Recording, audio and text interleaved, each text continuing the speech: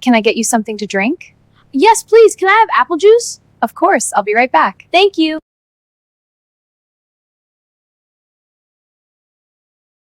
Flight 502 from Atlanta to Miami was a busy Tuesday afternoon departure carrying 184 passengers, most of them families heading to vacation destinations or business travelers eager to arrive at their meetings.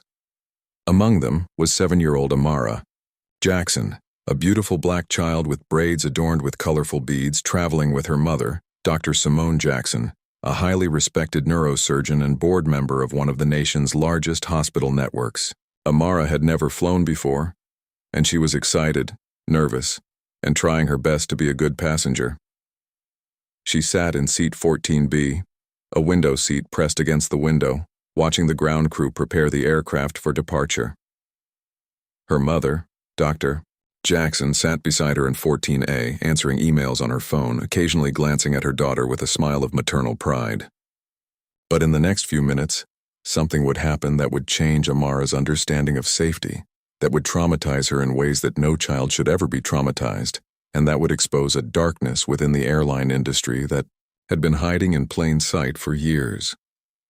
Subscribe to Echo Story for stories that expose violence against children and corporate accountability. Like this video if you believe that children deserve protection in every space, no matter their race. Amara adjusted her seatbelt and looked out at the tarmac, completely unaware that her innocence was about to be shattered. Flight attendant Patricia Harrison, a 53-year-old white woman with 26 years of airline experience, was conducting the final cabin check before departure. She had a reputation for being difficult, for yelling at passengers, for making demands that went beyond her authority. But she had never been formally disciplined because the airline protected its long-term employees, because complaints from passengers of color were often dismissed, because systemic racism allowed her behavior to persist unchecked. As Patricia walked down the aisle doing her final check, she passed Amara's row. The child, nervous about flying, had inadvertently stretched her leg slightly into the aisle. It was a minor infraction, the kind of thing that required a gentle reminder, perhaps a conversation with the child's mother. But Patricia didn't see a nervous child. She saw an opportunity to assert dominance, to enforce what she perceived as discipline, to teach a lesson to someone she viewed as less than. Without warning, without provocation, without any attempt at communication, Patricia drew back her right foot and kicked Amara's head. The force of the kick caused the child's head to slam against the window. Amara screamed in pain and terror. Dr. Jackson jumped up immediately, pulling her daughter into her arms, examining the red mark on her child's temple. Other passengers gasped. Some began filming immediately, recognizing the enormity of what they had just witnessed. Patricia, showing no remorse, no shock, no recognition of what she had done, simply said coldly, "Keep your child's legs in your seat," and continued walking down the aisle as if she hadn't just committed an act of violence against a child. Dr. Jackson held her daughter, who was crying, in pain, terrified. She examined Amara's head and saw a clear footprint bruise forming on her temple. She felt rage unlike anything she had ever experienced. She was a neurosurgeon. She understood head injuries, the dangers of blunt force trauma to a child, the potential long-term consequences. She immediately unbuckled her seatbelt and moved toward Patricia, her voice steady but deadly. "What you just did was assault. You just assaulted my child. I want your name, your employee number, and I'm notifying the captain immediately." Patricia, seemingly unconcerned, said dismissively, "Your child was in the aisle. I was enforcing safety regulations." But her tone made clear that the kick was never about safety. It was about power, about control, about a white woman's right to discipline a black child without consequence. Dr. Jackson grabbed her phone and began recording Patricia, documenting the flight attendant's face, her name tag, her continued dismissal of what she had done. She said loudly enough for every passenger in the surrounding rows to hear, "This flight attendant just kicked my 7-year-old daughter in the head. I have it on recording. Everyone please document what you witnessed." Passengers immediately began filming. The cabin fell silent. Other flight attendants who had witnessed the incident looked uncomfortable, unsure how to proceed. The power dynamic had shifted. Patricia's authority, which had been absolute moments before, was now being challenged by a mother's protection of her child and the collective witness of dozens of passengers with phones in their hands. The flight attendant's supervisor, a middle-aged man named Derek, approached Dr. Jackson. His expression suggested that he was uncomfortable, that he knew what Patricia had done was wrong, that he understood the severity of the situation. But his words were corporate damage control. He said, "Ms. Jackson, I understand you're upset. There may have been a miscommunication. Let's have this conversation in a more private setting." His suggestion was that this should be handled quietly, away from the cameras and witnesses, that it should be minimized, that it should be handled through corporate channels rather than exposed publicly. Dr. Jackson refused. She said, "I want the captain. I want to speak to the captain immediately, and I want this documented in the official incident report." Derek made a radio call, and within minutes, Captain Lawrence Mitchell emerged from the cockpit. He was a 61-year-old man with 40 years of flying experience, a reputation for integrity, and a visible commitment to doing the right thing. As he approached Dr. Jackson and assessed the situation, the footprint on a child's head, the dozens of passengers with phones recording, the mother's calm but unmistakable rage, he immediately understood the gravity of what had happened. He said to Dr. Jackson, "Dr. Jackson, I am so sorry. What happened to your daughter is completely unacceptable. I'm going to secure this situation immediately." He turned to security and said, "I want Flight Attendant Patricia Harrison removed from this aircraft right now. She will not be flying this flight, and a formal incident report will be filed with the FAA." Patricia was escorted off the aircraft by security. But Captain Mitchell didn't stop there. He made a decision that would reverberate through the aviation industry and challenge everything we thought we knew about airline operations, corporate liability, and justice. He made a cabin announcement. "Ladies and gentlemen, this is Captain Lawrence Mitchell. I need to inform you of a serious incident that has just occurred on this flight. A child passenger was physically assaulted by a member of our flight crew. That crew member has been removed from the aircraft, and the incident has been reported to law enforcement and federal authorities. However, I want to be very clear about something. A child was hurt on this aircraft. A child's safety was violated in a space that is supposed to be protected. Because of the severity of this incident and because this child needs immediate medical evaluation, I am halting all departure procedures. I am requesting that every passenger who witnessed this incident remain on the aircraft so that they can provide statements to authorities. For those of you who have recordings, please do not delete them. This incident will be thoroughly investigated, and there will be accountability." He paused, letting the weight of his words settle. "I am also requesting that Dr. Jackson take her daughter to the emergency room at Miami International Airport's affiliated hospital for medical evaluation. This flight will not depart until this situation has been properly documented and the child has been evaluated by medical professionals." As Captain Mitchell made his announcement, passengers were already uploading videos to social media. The hashtag #CarnJusticeForAmara was trending within minutes. News outlets were picking up the story. The video of Patricia kicking a child, a black child, in the head was being viewed millions of times. By the time the aircraft had been on the ground for 15 minutes, the story was national news. Major news networks were interrupting their scheduled programming to cover the incident. Commentators were expressing outrage. Civil rights organizations were calling for Patricia to be arrested and prosecuted. The airline's corporate office was in crisis mode. But something else was happening too. Something more significant than the immediate outrage.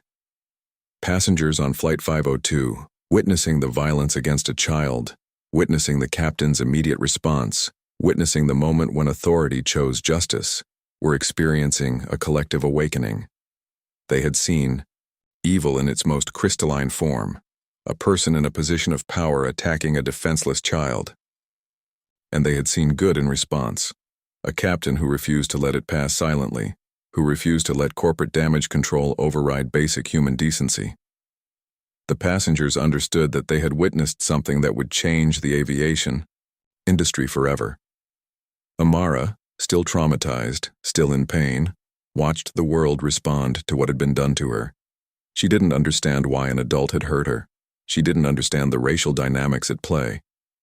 She only understood that someone had hurt her and that her mother and the captain had protected her.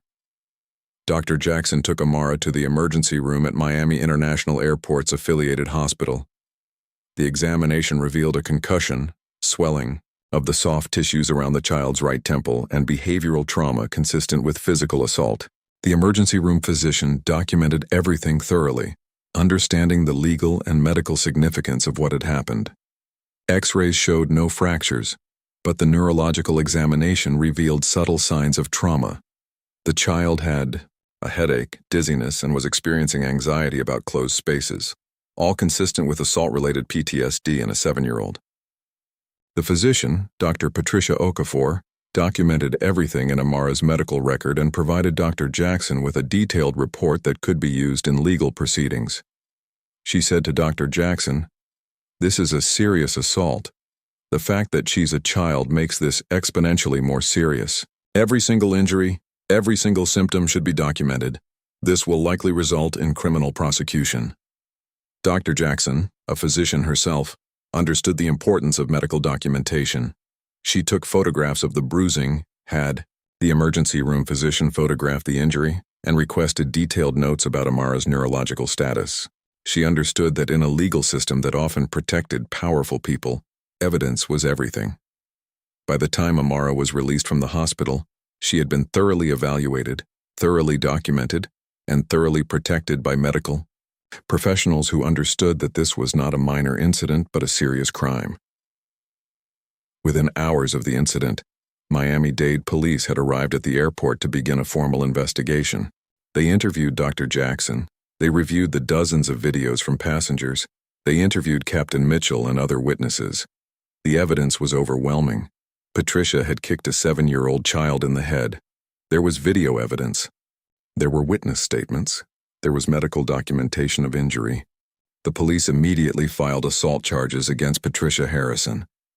Within 24 hours, Patricia was arrested at her home. She was handcuffed, booked into Miami-Dade County Jail, and charged with aggravated battery on a child. The charge carried potential prison time of up to 15 years. Patricia's mugshot was released to the media. Her identity, her face, her crime became public knowledge. News organizations quickly discovered her background: 26 years at the airline, a history of complaints about aggressive behavior, previous incidents that had been quietly settled, management that had enabled her behavior by protecting her from consequences. Patricia had spent decades behaving violently and abusively, protected by corporate systems that valued profit and stability over justice. Now finally she faced accountability. But the criminal charges were only the beginning. The airline's CEO, Margaret Chen, was faced with a crisis unlike anything she had experienced in her career. A child had been assaulted by her airline's employee. The evidence was public and undeniable. The company's reputation was in freefall. Investors were panicking. The airline's stock dropped 18% in a single day. But rather than engage in damage control, rather than try to minimize the incident or settle it quietly, Margaret Chen made a decision that would define her career and her company. She held a press conference where she announced without equivocation that the airline took full responsibility for what had happened. She said, "A child was assaulted by one of our employees. That is inexcusable. That is criminal. We are committed to supporting the prosecution of Patricia Harrison. We are committed to comprehensive changes in how we hire, train, and supervise our staff.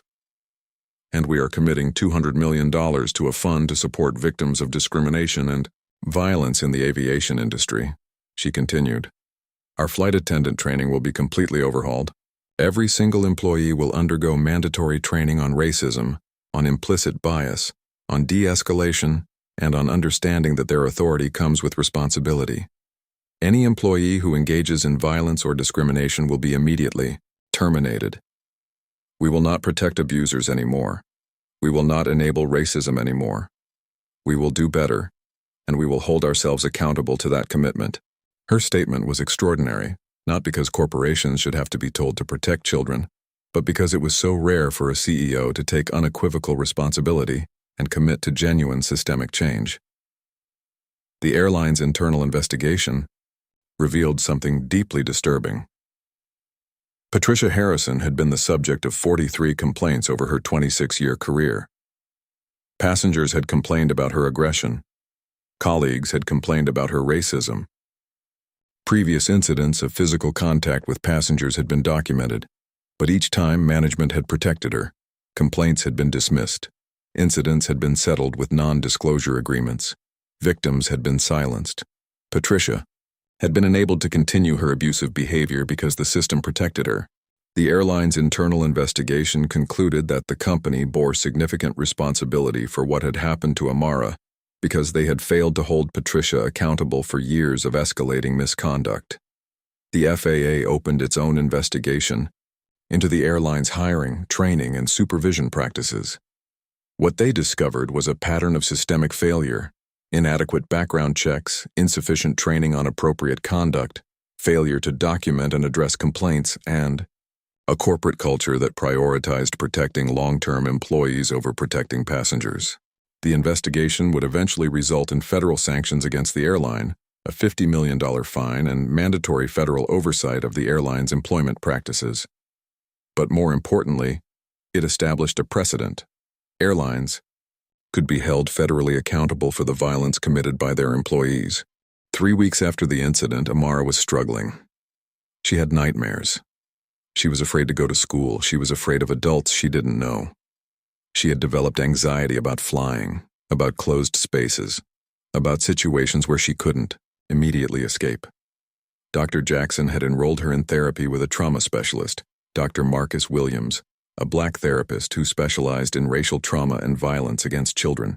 In their sessions, Amara began processing what had happened. She asked her mother, "Why did she kick me? What did I do wrong?" And Dr. Jackson, with tears in her eyes, had to explain racism to her 7-year-old daughter. She had to tell Amara that sometimes people hurt others because of the color of their skin, that it wasn't Amara's fault, that she hadn't done anything wrong, that the adult had behaved in a way that was illegal and immoral. Amara's innocence, her sense of safety in the world, had been shattered. She would carry this trauma for years, perhaps for the rest of her life. She would have triggers, certain sounds, certain smells, certain situations that would bring her back to the moment when an adult she was supposed to trust hurt her. The assault had taken only seconds, but its consequences would unfold over years. Dr. Jackson understood that while the legal system would prosecute Patricia, while the airline would implement changes, while the public would express outrage, her daughter would carry the internal scars of this violence forever. And that realization that her daughter's trauma was permanent was perhaps the most painful consequence of what had happened. A documentary filmmaker named James Carter approached Dr. Jackson with a proposal to create a film about the incident and its ripple effects across the aviation industry. At first, Dr. Jackson resisted. She didn't want her daughter exploited, didn't want her trauma commodified, didn't want to relive the incident repeatedly. But eventually, she agreed, understanding that a documentary could expose systemic failures that had allowed Patricia's behavior to persist for decades, could educate the public about racism in the aviation industry, could inspire change. The documentary, titled The Child Who Was Kicked, premiered at Sundance Film Festival and was later acquired by HBO. It featured interviews with Dr. Jackson, with Captain Mitchell, with passengers who witnessed the incident, with Dr. Marcus Williams, the trauma therapist, with Patricia Harrison, who was remorseful but also revealed deep-seated racism, and with other victims of violence in the aviation industry. The documentary asked hard questions. Why had Patricia's previous 43 complaints been ignored? Why did it take a viral video of violence against a child to prompt federal investigation? Why was it that when violence happened to a person of color, it had to become public, viral, national news before the system responded? The documentary was nominated for multiple Academy Awards and became required viewing at every major airline's training academy. It became the most watched documentary on Hulu, with millions of people confronting the reality of systemic racism and corporate negligence in the aviation industry. 6 months after the incident, Patricia Harrison stood trial for aggravated battery on a child. The evidence was overwhelming. Video footage showed the kick. Medical documentation showed the injury. Witness testimony was consistent. Patricia's defense attempted to argue that she was responding to the child being in the aisle, that she was enforcing safety regulations, that her action was justified. But her own history undermined this defense. 43 previous complaints about her aggression and racism painted a picture of a woman who had a pattern of using her authority violently and abusively. The jury deliberated for less than 3 hours before returning a guilty verdict. Patricia was convicted of aggravated battery on a child. The judge, in her sentencing statement, said, "Patricia Harrison has spent 26 years in a position of authority, a position that required her to protect vulnerable passengers, including children. Instead, she used her authority to harm a child because of that child's race. She assaulted a 7-year-old girl who posed no threat to her, who had done nothing to warrant violence. Your assault was recorded. It was witnessed by dozens of people. It sparked a national conversation about racism in the aviation industry. You are sentenced to 8 years in federal prison." Patricia Harrison, stripped of her authority, facing actual consequences for the first time in her life, began to cry, not from remorse, but from the shock of accountability. Amara's case sparked federal legislation. Congress passed the Aviation Child Protection Act, legislation that established federal standards for hiring and supervision in the aviation industry, created federal penalties for assault and violence against passengers, with enhanced penalties for violence against children, and created federal oversight mechanisms to prevent airlines from protecting abusive employees. The bill bore the fingerprints of Amara's assault, of Captain Mitchell's decision, of the public outrage that had followed. Senator Patricia Morgan, the bill's primary sponsor, held a press conference where she said, "Amara Jackson was assaulted by an airline employee. But she was not the first, and she would not have been the last if we didn't take action." Patricia Harrison assaulted 43 complaints over her career and was protected by a system that valued profit over protection. We are here today to make sure that no child is assaulted by an airline employee without facing federal consequences. We are here to make sure that airlines cannot protect violent employees. We are here to establish federal accountability for violence in the aviation industry. The bill was signed into law by the president, who spoke directly about Amara's case. A 7-year-old child was assaulted by an adult she was supposed to be able to trust. That assault revealed systemic failures that had allowed violence and racism to persist for decades. This legislation exists because that child was brave enough to let her story be told, because her mother was brave enough to demand justice, because a captain was brave enough to halt an entire flight to protect a child. This nation is better because of their courage. After Amara's case and the federal legislation, the entire aviation industry underwent transformation. Airlines implemented new hiring practices that included more rigorous background checks for violence and racism. Training programs were completely overhauled to include specific modules on de-escalation, on recognizing bias, on protecting vulnerable passengers, including children. Reporting systems were created where passengers could report misconduct without fear. Most importantly, accountability mechanisms were established where violence and discrimination resulted in immediate termination, not quiet transfers or settlements. Other victims of violence and discrimination in the aviation industry came forward. A woman reported being verbally assaulted by a flight attendant who called her a racial slur. A man reported being assaulted by security for asking questions about a flight delay. A transgender passenger reported being verbally abused by a gate agent.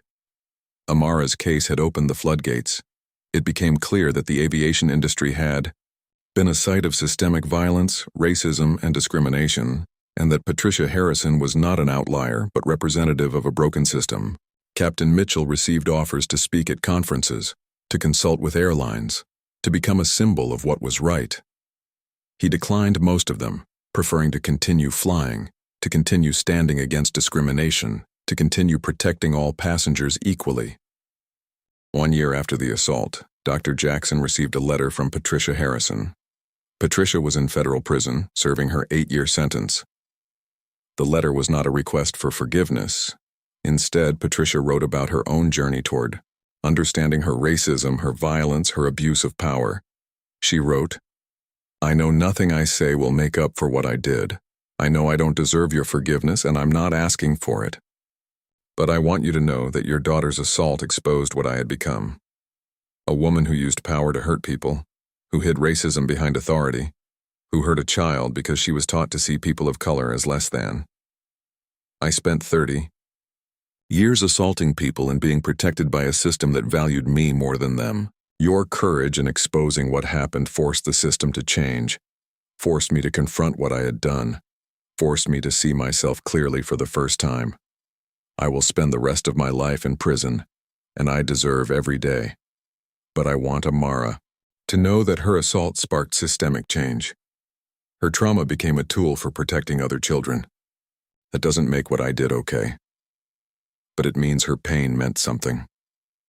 Dr. Jackson read the letter to Amara, age-appropriately, helping her understand that accountability, while important, came too late for the 43 people Patricia had previously hurt. 2 years after the assault, Amara was slowly healing. She still had triggers.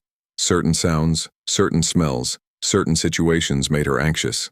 She was still in therapy with Dr. Williams, but she was also beginning to understand that she was part of something larger than her own trauma. She was part of a movement for change, part of a legacy of standing against injustice.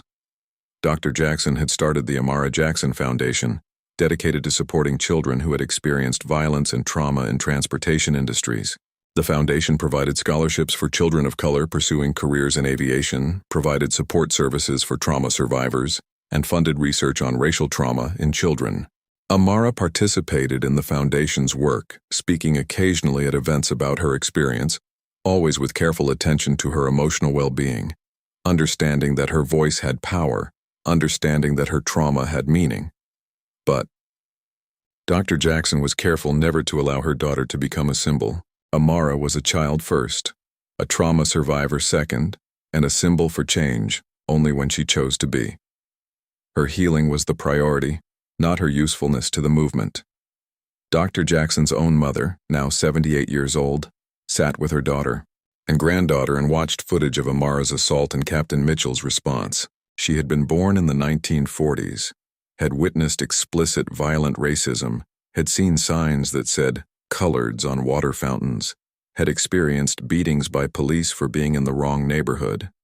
She wept as she watched her granddaughter be assaulted by an airline employee in the supposedly enlightened 21st century. "I thought things would be better for Amara," she said softly. Dr. Jackson held her mother's hand. "They are better, Mom. Amara has recourse. Patricia is in prison. The system is changing. But you're right. Things shouldn't be this way. A child shouldn't have to be assaulted for the system to change. We deserve better. Amara deserves better." Amara, age 9, said to her great-grandmother, "The lady who kicked me is in prison now, and the captain stopped the plane so I could be safe. That was good, right?" Her great-grandmother nodded, tears streaming down her face. "Yes, baby. That was very good, and you were very brave." That moment, 3 generations of black women reflecting on progress and pain, captured the complicated reality of Amara's case. 3 years after the assault, the aviation industry looked fundamentally different. Hiring practices had been overhauled. Training had been revolutionized. Accountability mechanisms were real and visible. When flight attendants engaged in misconduct, they were investigated, documented, and often terminated. Airlines began tracking and publicly reporting on incidents of violence and discrimination. The culture shifted from protecting long-term employees to protecting passengers. Captain Mitchell had become an unofficial advisor to the FAA on best practices for preventing violence and discrimination in aviation. He spoke at every major airline's training program about the moment when he had to decide between corporate procedure and human decency, and he had chosen human decency. Other airlines had hired their own Captain Mitchells, leaders committed to justice, to protection, to standing against discrimination. The aviation industry was far from perfect, but it was measurably better. And it was better because one captain had decided that a child's protection was more important than departure schedule, because a mother had demanded justice, because a child's trauma had been witnessed and documented and made public. Subscribe to Echo Story for stories that expose violence against children and corporate accountability in real time. The hashtag, Regan Justice for Amara, had transformed from a moment of outrage into a movement for systemic change. 5 years after the assault, Amara Jackson was 12 years old. She was healthy, healing, and beginning to understand her own role in history. Captain Lawrence Mitchell was 66 years old, preparing for retirement from a career that had spanned 45 years.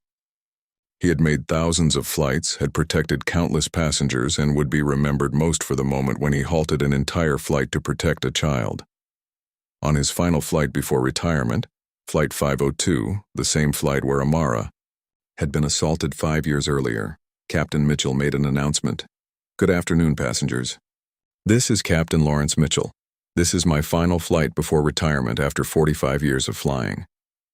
I want to take a moment to reflect on what I've learned in that time, that protecting passengers is not just a job, it's a sacred trust. The children deserve safety in every space. That power should be used to protect, never to harm. 5 years ago on this very flight, a child was assaulted by a member of our crew. That assault exposed systemic failures that had allowed violence and racism to persist for decades. Because that child's assault was documented and made public, because her mother demanded justice, because passengers chose to witness and record what happened, systemic change became possible. I am retiring knowing that the aviation industry is different today because of one child's courage. That child was Amara Jackson. Amara, if you're watching this, I want you to know that your trauma mattered. Your pain became a tool for protecting others. You changed an industry. Thank you for your courage." As Flight 502 climbed to cruising altitude, Amara watched the video her mother had recorded for her, heard Captain Mitchell's gratitude, and understood that her assault had not defined her, but her survival of it had transformed her. The question that remained, the question that would guide her for the rest of her life, was whether the changes inspired by her trauma would be enough, whether systemic racism could truly be dismantled, whether future children would have to experience similar assaults, or whether the system would truly protect them. That uncertainty, more than any victory, was what kept her engaged, what kept her fighting, what kept her demanding better.